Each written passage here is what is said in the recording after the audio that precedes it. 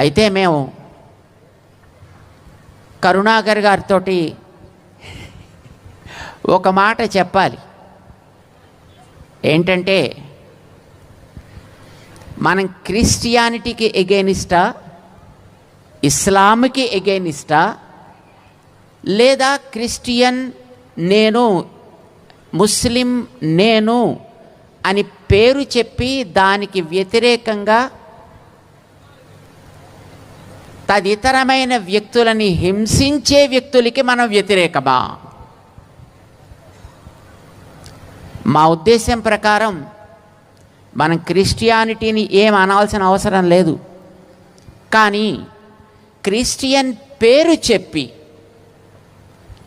ఇతరమైనటువంటి వ్యక్తులందరినీ కూడా రకరకాల ప్రలోభాలకి లోను చేసి వాళ్ళకి వాళ్ళ ఆరాధన చేసుకునేటటువంటి దేవతా విశేషాలకి రకరకాల వక్రభాష్యాలు చేసి సమాజంలో చెడు బీజాలని నాటే వ్యక్తుల పాలిటి సింహస్వప్నంలాగా శివశక్తి ఉండాలని మేము ఆశిస్తాం.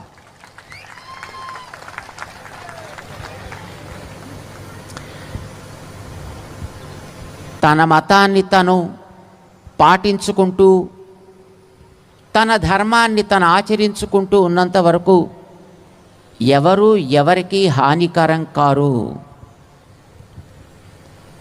కానీ మతం పేరు చెప్పి ఇతర మతాలని ఆక్షేపించేటటువంటి వ్యక్తులు బయలుదేరితే అది సమాజానికి చీడపురుగు, ప్రమాదకరం. ఎవరి మతాలకి సంబంధించినటువంటి చరిత్ర వారికి ఉంటుంది. మనం చూసేటటువంటి వేదాల్లో కనిపించేవో, గ్రామాల్లో ఆరాధనలను అందుకునేటటువంటివో రకరకాలైనటువంటి దేవతా విశేషాల మీద ఒక విశ్వాసం చేత, ఒక నమ్మకం చేత తమ జీవితాల్లో కొన్ని మంచి అలవాట్లని చేసుకునేటటువంటి వ్యక్తులు కోట్లాది మంది ఉన్నారు ఈ దేశంలో.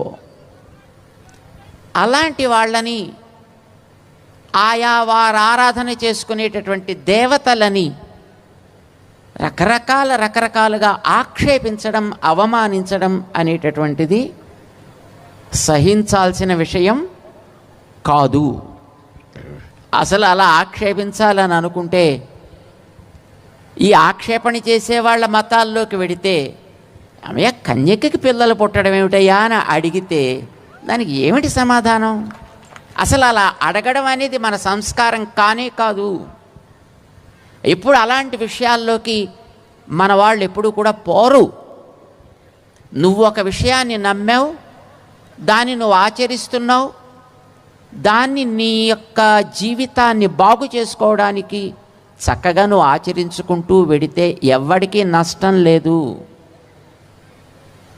కానీ మరొకడిని ఆక్షేపించి నాదే గొప్పది నీది కాదు అంటే తప్పు. నీకొక తండ్రి ఉంటాడు, నీకొక తల్లి ఉంటుంది. నిన్ను కన్న తల్లి మించిన దైవం ప్రపంచంలో మరి లేదు. నిన్ను కన్న తండ్రిని మించిన దైవం ప్రపంచంలో మరి లేదు. చెప్పు, నీ తల్లిని గురించి చెప్పు, నీ తండ్రిని గురించి చెప్పు. నా తండ్రి the best father, the best mother, చక్కగా చెప్పుకో. కానీ నీ తల్లిలో ఈ లోపాలున్నాయి, నీ తల్లి కంటే నా తల్లి మంచిది అంటే ఆ వ్యక్తి నాలుకని అక్కడే అట్లా కట్ చేయాలి.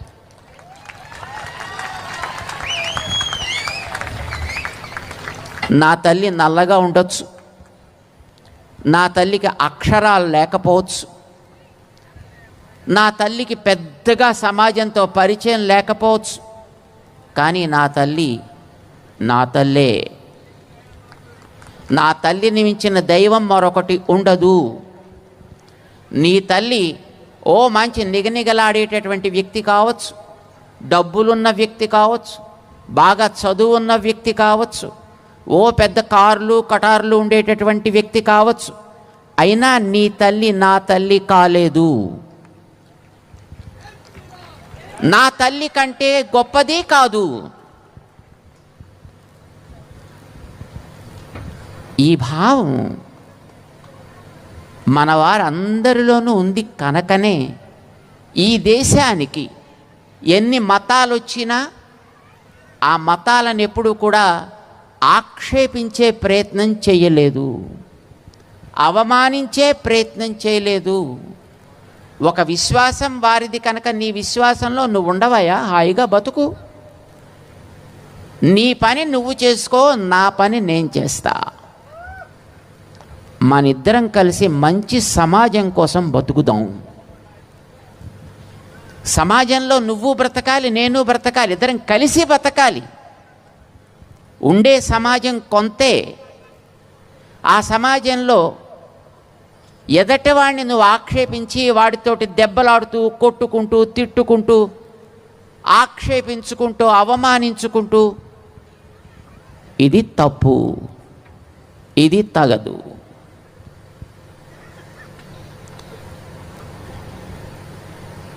చక్కగా మన మతాన్ని మనం పాటించుకోవచ్చు. మన కరుణాకర్జీ అండ్ హిస్ టీమ్ మీరు ఈవేళ శంఖారావాన్ని పూరించారు, చాలా సంతోషం. కానీ ఇది క్రిస్టియానిటీకి ఎగెయినిస్ట్ శంఖారావం కాదు అని మనం అందరికీ తెలియచెప్పడం మన బాధ్యత. క్రిస్టియన్ అనే పేరుతోటి ఎవరైతే దుండగీడు పనులు చేస్తున్నారో, ఎవరైతే నదుల్లోకి తీసుకువెళ్ళి ప్రోక్షణలు చేసి అయిపోయింది నీ మత మార్పు అని అంటున్నారో,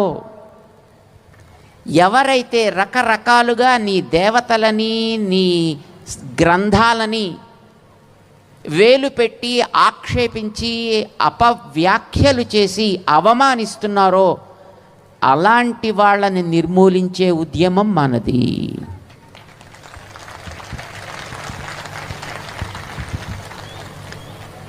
మేము చాలామంది క్రిస్టియన్స్ చూసాం.